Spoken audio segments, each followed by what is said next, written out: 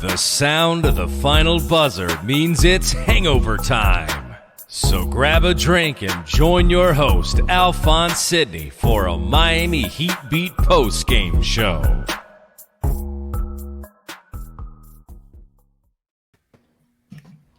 Heat win. I'm not going crazy because that shit was so easy going, baby. Just easy. They were down 14-4 in the first quarter. I wasn't even sweating. They lost their 10-point lead at halftime. I was like, well, whatever. I'm not really worried about this shit. I mean, then they just blew the fucking doors off the rest of the way. You want to fix the Heat offense? Play the Charlotte Hornets every night. Heat win. Let's go, baby. 144 points. Broke some kind of record according to Eric Reed. 22 threes, broke the most threes made record. Duncan Robinson was back. Duncan High, we up, baby. Listen, told you so. Fuck all that told you so. I told you so. And since we've been doing it the whole win streak, fuck Charlotte. Fuck, what do they got in Charlotte? Fuck what do you have over there? Fuck Bank of America, I think. Fuck the fact that they have an uptown instead of a downtown. Like, who do you think you are? Fuck the Panthers. Fuck Cam Newton. Fuck the Carolina Hurricanes. What else they got? Fuck the Bobcats. Fuck BET. Hit me up, bro. Hold up, you forgot one. Fuck Bob Johnson. Fuck Bob. That's why I said fuck BET. He's on BET. I don't know what's happening anymore. Is it still a BET? Every time I see BET, they're playing an old episode of Martin or Ridiculousness. Like, it's just, I don't know what they're doing on that channel. Rob Dyrdek being on BET is crazy. What happened? I said Rob Dyrdek being on BET is crazy. Yeah, that's what I'm saying. He don't even have the big nigga with him anymore. Anyway, I am Alphonse Sidney, a.k.a. Alf954. Welcome into the Miami Heat Beat post-game show, Hangover Time. If you're watching live on Twitch, thank you. We love you. Hit us with those subscriptions, those bits, all that good stuff. If you're watching the replay on YouTube, we love you as well. Go ahead, hit that like button, hit that subscribe button. If you can get a chance to watch us live on Twitch, the chat be lit. It's a great time. And if you are driving in your car the next morning, listening to the podcast, God bless you. Take a shot for us at a red light or drink in the parking lot before you go. 2 shows in a row you're doing this. Stop it. Stop it. It's part of the win streak. What? I say fuck the city we just drunk beat. Driving? And I also tell people to drink in their cars. Let's find out what everybody's drinking and who was your player of the game.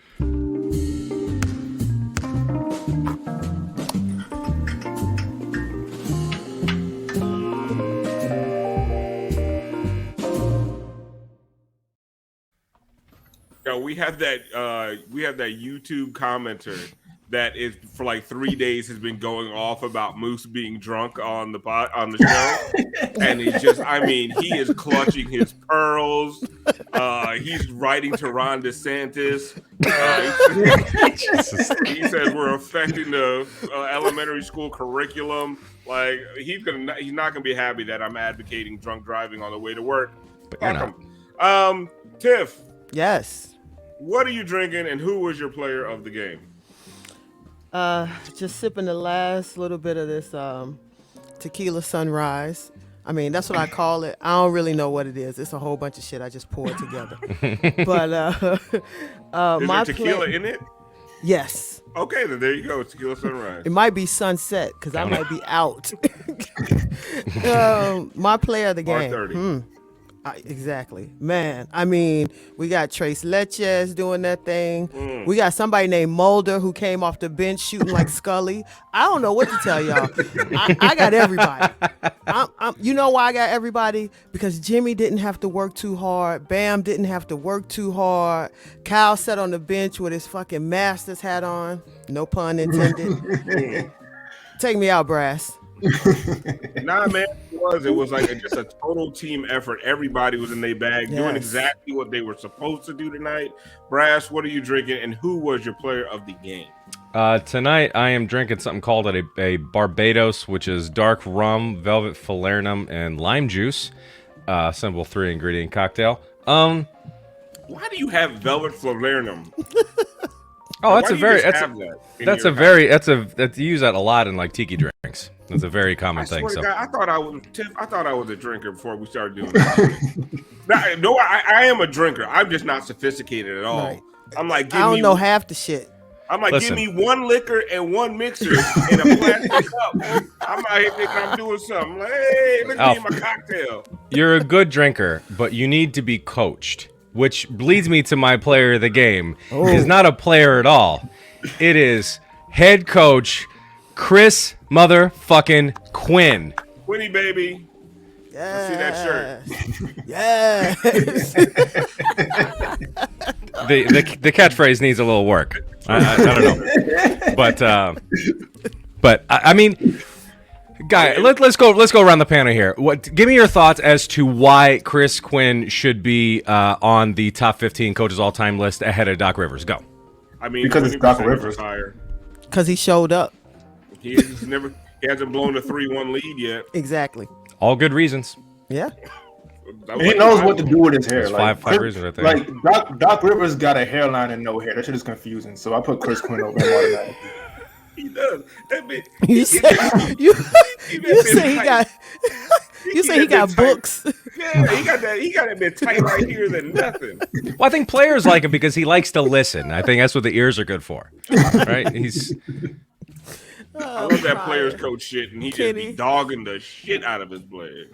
Kenny said Doc Rivers got books but no words. Kenny, what are you drinking? If you drinking that rusty ass vodka and orange juice again, or Sunny Delight, whatever the fuck you've been drinking, what are you?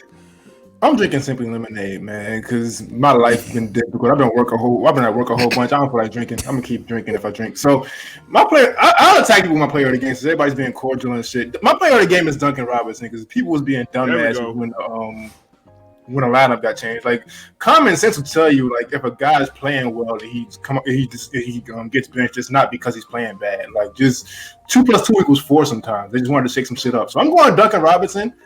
Just for the sake of common sense, he had 6 threes in the first half. I don't know what he did after because I was doing other shit. Whatever. I'll admit it on air.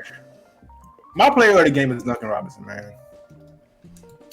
Yeah, listen. You see the name Duncan Hive. We back up, but it's not about Duncan having a good game. It's about the fact that just these last 5 games now, no matter everybody who's come in has done their job. Whether it's like, listen. Duncan, they're going to glue somebody to you defensively. Just keep that guy with you, but play good defense on the other end. Everybody has done that. Like Strus has taken the openings, scored when he needs to, and they let the big 4 pretty much take advantage and do what they needed to do. Like, just what's been happening lately is this team is playing more and more as a team, especially offensively. And Tiff, we've seen time and time again, when this team plays like a team on offense, it leads to defense, which leads back into offense. It just feeds each other. And that's what was missing for so long. They looked so lost offensively that the defense started to slip. And I don't know where the fuck that came from. Right. I think that's what happens. When you realize you're not getting easy shots, you're not getting open looks, you just you tend not to focus on either end.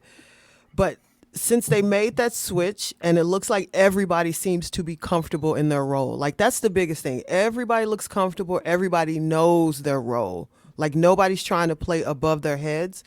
I think I was saying to Brass earlier, when you got the shooters doing what they're doing, and that's Max, Duncan, Tyler, you can throw Caleb in there. You can throw PJ. When you got everybody doing what they need to do, Bam doesn't have to work as hard. Jimmy does not have to work as hard. Like, to me, that's the blessing when you've got all these available guys who can put the ball in the hole. The 2 guys who don't need to carry the load right now, they're not, which means as we get into the playoffs, we're going to have a fresh Bam. We're going to have a fresh Jimmy. And listen, we just take it from there.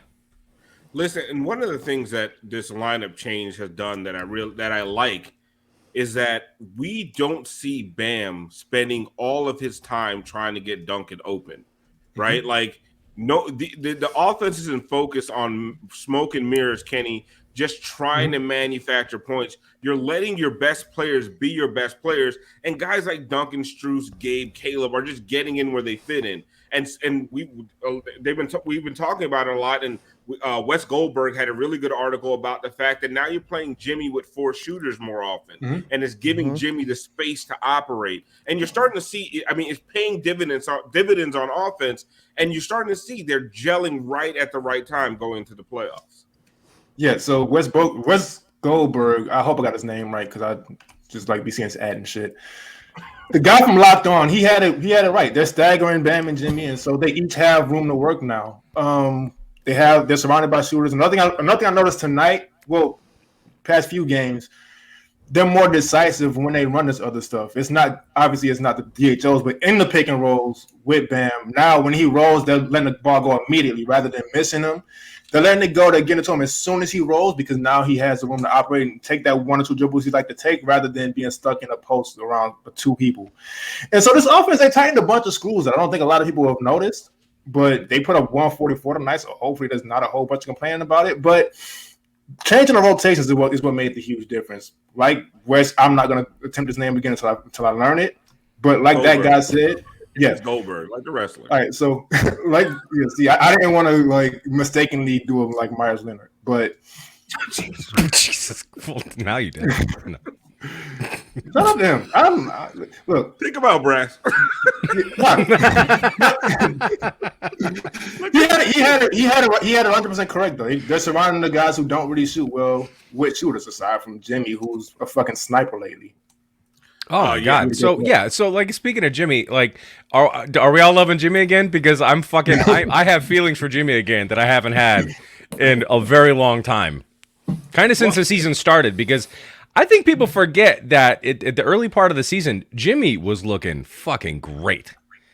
I mean, Jimmy was like in an MVP conversation early on, and then dipped pretty terribly for a good stretch there. And I think we were all kind of down on him for a while, but the last few games, maybe with the shift of the lineups or something, but he's just looking so fucking comfortable out there. And when he's behind, the arc, like I used to be terrified of that, and I'm not terrified anymore. I mean, let's not go. But I'm not scared. I'm not asking him to shoot more, but he's doing it. It just doesn't feel as forced. I think he's got that confidence back up in it, and I think it's going to lead to finally some good offensive play in the playoffs for him. Tiff, the lift on that jumper is different right now, and I don't know, like, is it just he likes not playing with Bam and PJ as much? Like, I don't know what it is. Like, did that make him so happy he's jumping on his jump shot now? I have no idea. But the jumper, like, I mean, he's actually jumping on the jumper. There's arc on the ball. Like, the shots, like, to Brass's point, you're not deathly afraid of that fucking line drive shit that's hitting the bottom of the backboard. Like, there's arc on the jumper right now. He looks good. And he looks like, dare I say, stupidly locked in for the playoffs. Yeah. I take that back. Don't say that, please. No, you know what? I think he's healthy. I think that ankle finally is feeling better. That's one thing. Yeah, he's got more spacing. So I also feel like it's not rushed. With that spacing that he's getting now, it's easier for him to get his shot off. At the beginning, it was such cramped quarters, especially between like him and Bam. There was really no room for him to maneuver. So I think the spacing is helping. I think he's probably a little bit healthier. And he's just taking his time and getting it off. I mean, I said to you, Alf, I wanted him to shoot at least 3 a game just to get ready for the playoffs. Mm-hmm. And, I mean, he's shooting more than I want him to shoot. But, like, you saw tonight, they actually had to respect that jump shot. Well, he shot 4 tonight, and only one, to my point about the entire offense and where all the guys are fitting in, only one was out of rhythm. Mm-hmm. And I think it was end of the shot clock, and he kind of just had to shoot it. It was a step back bullshit, like, who are you? You're Jimmy Butler type of 3. But the other 3 he shot were all in rhythm, and he went 2 for 4. Mm-hmm. So, I mean, just overall, you're just happy to see. Like, it's not even like they're doing anything magical with the offense, right? Like, it's just decisive. Like, they look finally like they know what they want to do, and it's to Brass's point, it's all Chris Quinn. Brass, I wanted to ask you something. The magic number is 1 right now. So the Heat are they're 2.5 games up on the second seed Celtics. I think they don't have the tiebreaker with the Celtics. Their magic number is 1. They have to win one more game. They are in complete control of having home court advantage throughout the Eastern Conference playoffs. Like, did you think that they would be here at the beginning of the season? No.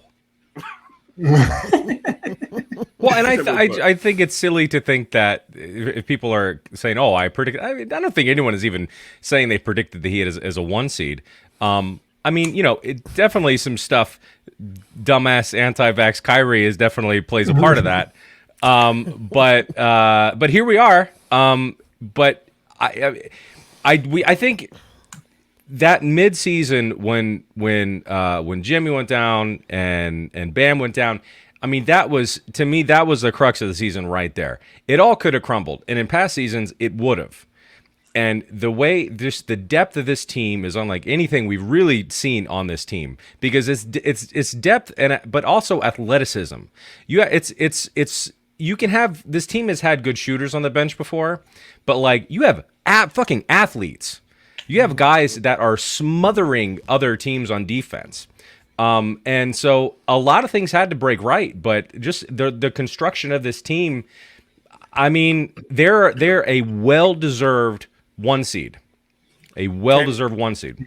Kenny, to Brass's point, that point in the season, I think the Heat were like 5th or the 4th seed. They were doing okay, and then Jimmy and Bam go down. No, they were actually up higher. They were like 2nd seed or something. Jimmy and Bam go down, and we said this on the show. Like, we just wanted them to stay at 500. Mm-hmm. They went from that to just kicking ass for the 3 weeks they were missing those two guys, hitting 23s a game. Kyle just running the offense with two-way guys and undrafted guys, right? To me, and to Brass's point, that was the most important stretch of the entire season, because you started to get healthy, and you had a lead in the Eastern Conference when you started to get healthy. So when Spo's tinkering with Vic and Keith and trying to figure out the lineups, you actually had a 3.5, 4-game lead. And yes, they went through that stretch, 4 straight losses. They figured some shit out, and look at them. They're back at the top of the Eastern Conference with 1 game in hand. Ready to clinch that 1 seed. Yeah, and so here's the similarity between now and that point in the season where Jimmy and Bam were out. The ball is moving again. It's that simple. Back then, they didn't have an option. They couldn't just go to Jimmy and just have him handle it. They couldn't just go to Bam and just have him handle it. And so one night it'll be Max, one night it'll be Gabe, one night it'll be whoever it was. The ball was moving.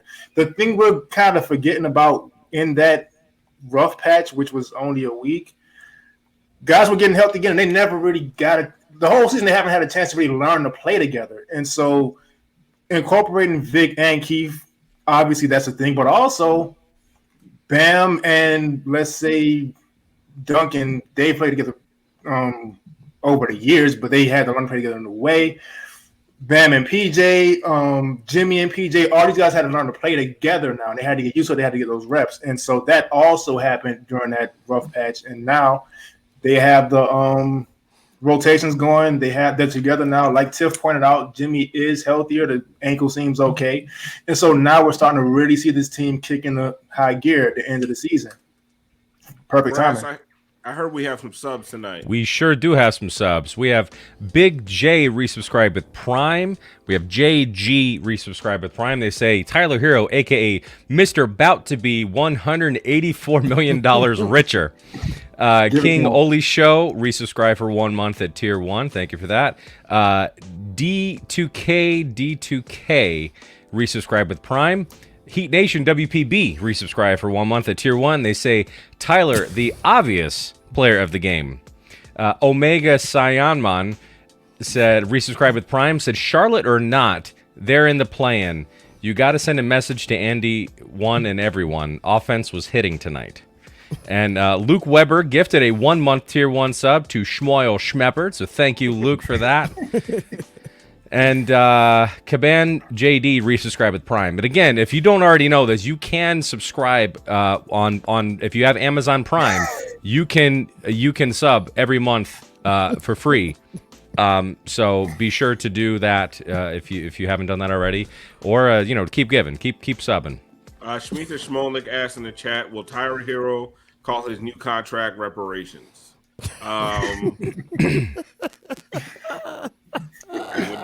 Hero penetrates. There we go. See, that's how you got the kid in the first place, man. There you go. Time for the Gaga Been guy. shooting ever since.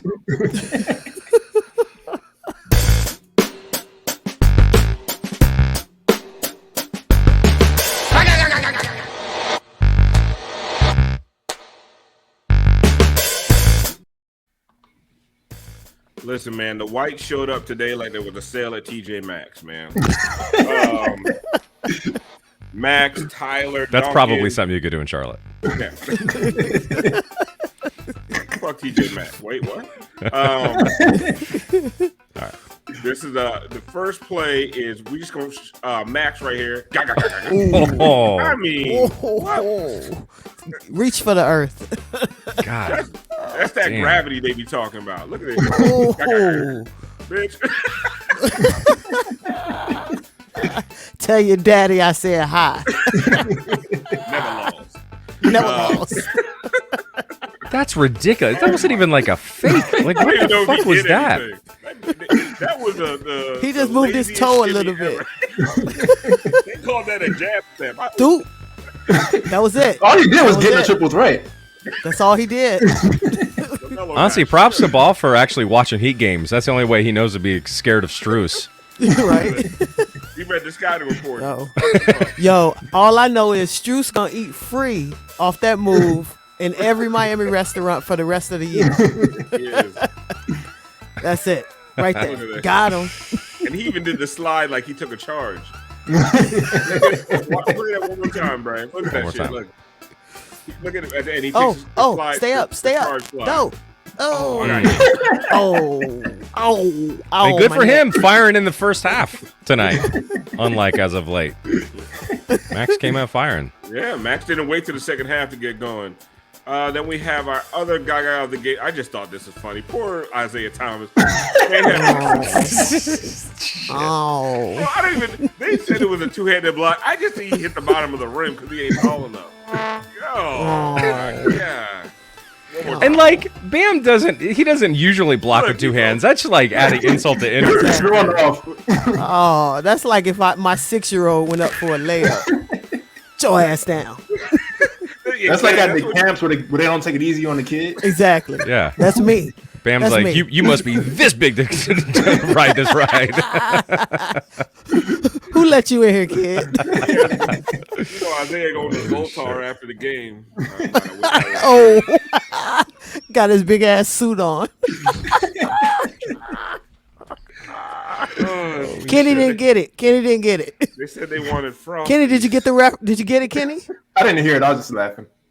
It was a Tom Hanks been there. big reference. If you're under 35, you don't get it. I know how it was with all the BET talk earlier. Poor Bob Johnson. Bob Johnson put his name on that team. I mean, the the ball's on you to call a team the Bobcats because your name is Bob. And Bob is a trash name on top of that. Like, do better. You knew he was like Steve. He was like Steve Jackson gonna be my number one option. I'm gonna buy the Jacksonville Alfalfas and just the Pittsburgh Hoovers. Barneys. Oh, anyway, so I was on the timeline and I see people are mad at me right now because I was joking about Yurt. Like I see, listen, I go at Yurt a little bit. I mean, I was saying I could see why they played Deadman with a bad back, Keith with no neck. Keith had no neck. Deadman had no back. Deadman was out there with a heating pad. On the floor. Had a whole box of icy hot patches on his back. And I was like, why don't they? And I was on this show. Why don't they play Yurt? Why don't they play Yurt? Now I have the reason. Brass, go ahead and play the eye test. Tired of PER, EFG, QBR, PDQ, and QVC? Wait, what? Well, ditch the calculators and spreadsheets and check out the only stat that truly matters. It's time for Alf's eye test. Listen, man, I don't like to pick on people. Yeah, I do. But so this is, Bond's not here, so we gotta do the best breakdown we can, and mine is just gonna be laughing at somebody. So I think this play was in the fourth quarter. So go back a little bit, Brass. Just a little bit. So right off jump, you're like, what do I do? What do I do? And, Right. And Jimmy says, go set a pick.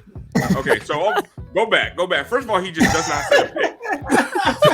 He says, go set a pick. That motherfucker just, and then he tells Duncan, go over there. And then he decides to try to set a pick. Then he misses another pick. And Jimmy says, well, you take the fucking ball then. And finally, boom, I feel like he gets a good one right there. And then look, here's the lob. But wait, doesn't Jimmy look like that pass where it's just like, fuck it? No, you take it, motherfucker. Watch Jimmy's pass. That was that Monique. Since you know every goddamn thing. Everything. Look, watch Jimmy's pass.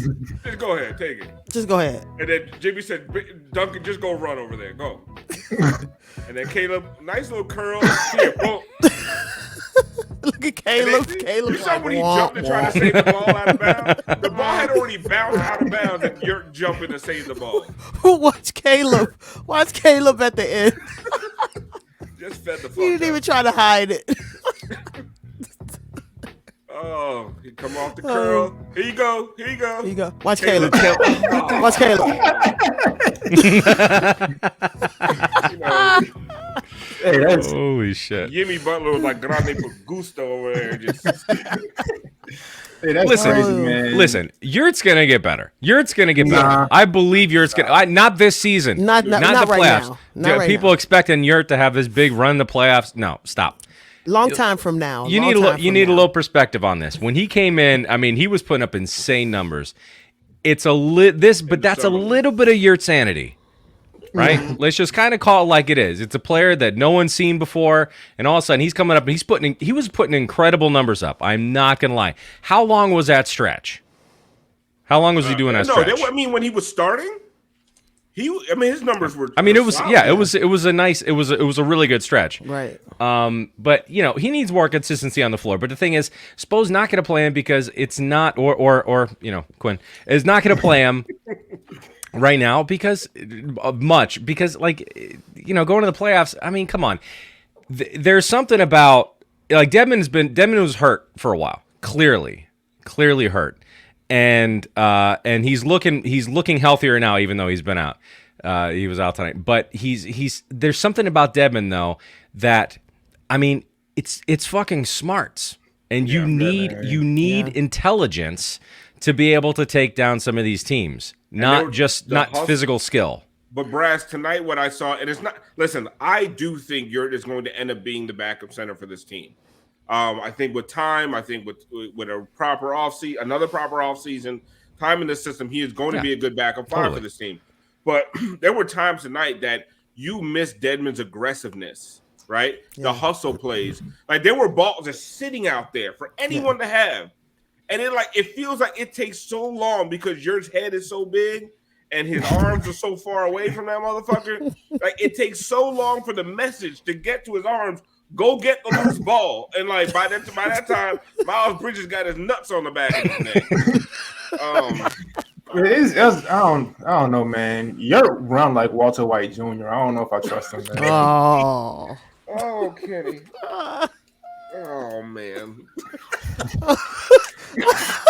Kenny, you got to start from the beginning. I don't know. Damn it, Kenny. Kenny. Good thing this isn't Good thing this isn't being recorded. Fucking hell, man. Damn, Kenny. All right, he didn't even drink it. Imagine when he starts drinking at the watch party coming up. Oh my God! Listen. Oh, by the way, I'm so scared of myself, man. Oh, listen. I'm not. We probably shouldn't record that episode. By the way, if you do not know, we are having a watch party this Sunday. I am hoping that this game has absolutely no stakes. Yes. I'm hoping they win on Friday and they beat the Atlanta Hawks. So we go into Sunday, and there's going to be a lot of Hayward, what's his name? Hayward Highsmith, and Mulder, and just Smart. Like I want no stakes. I'm trying to get Brass to the pool by like 2-3 o'clock to start drinking with me. The game starts at 7. The game starts at 7. I know exactly. And then we have a show to do after the game. Like, bro, nobody expects that show to be any good. They just I hope they don't. It's gonna be 5 mooses fucked up on a long table. But yeah, come on out if you are in the area. I'm talking about Port St. Lucie down.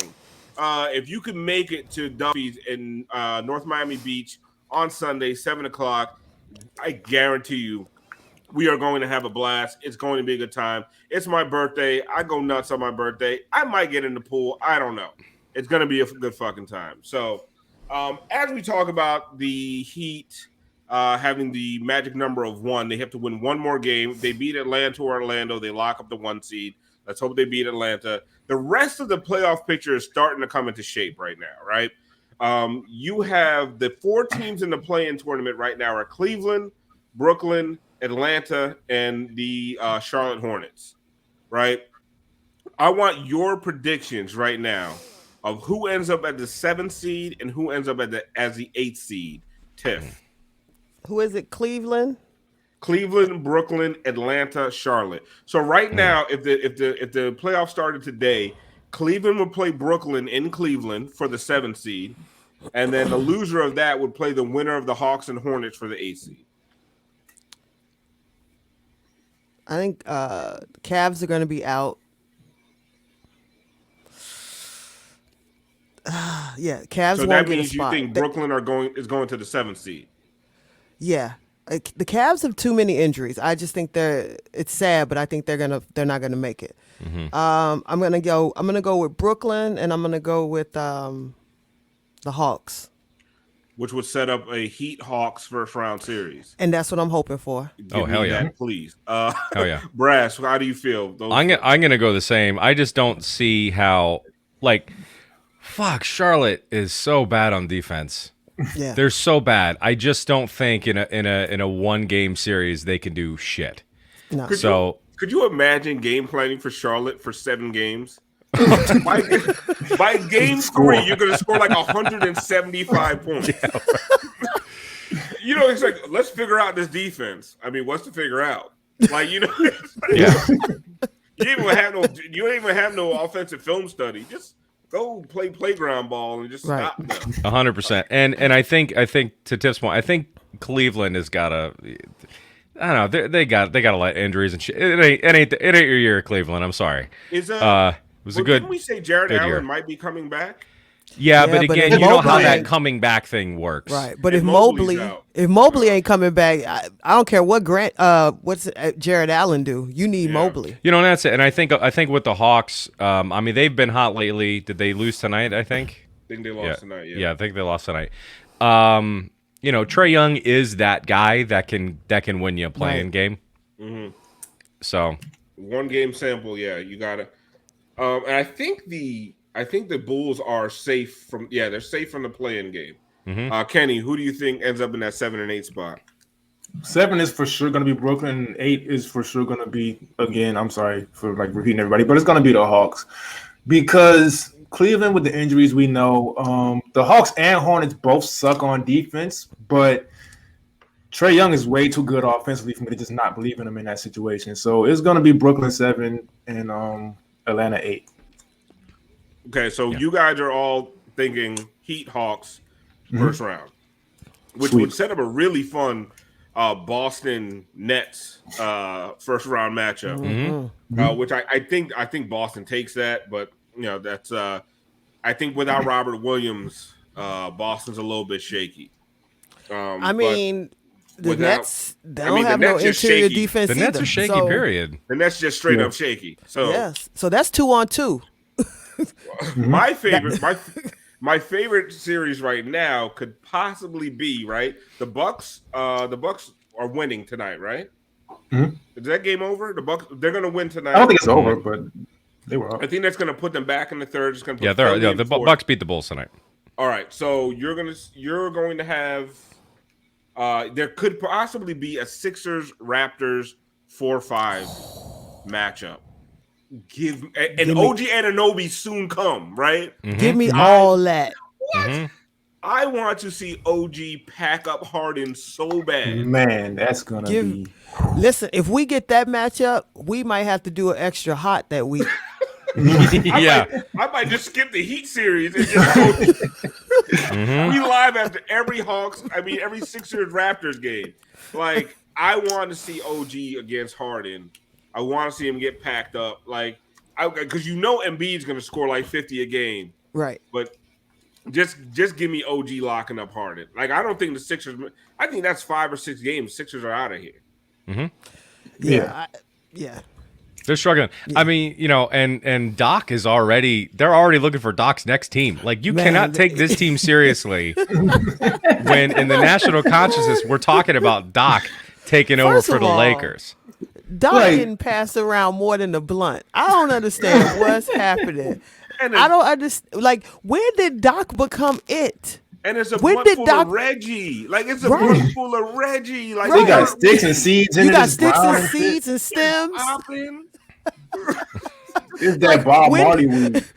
Rolled it in an old newspaper. Right.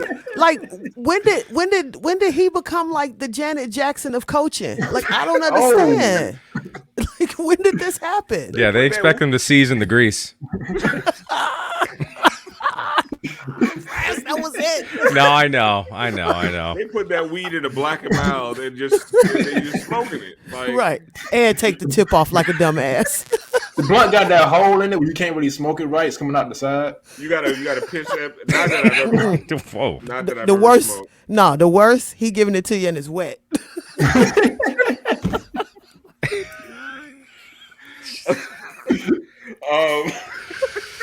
Holy shit.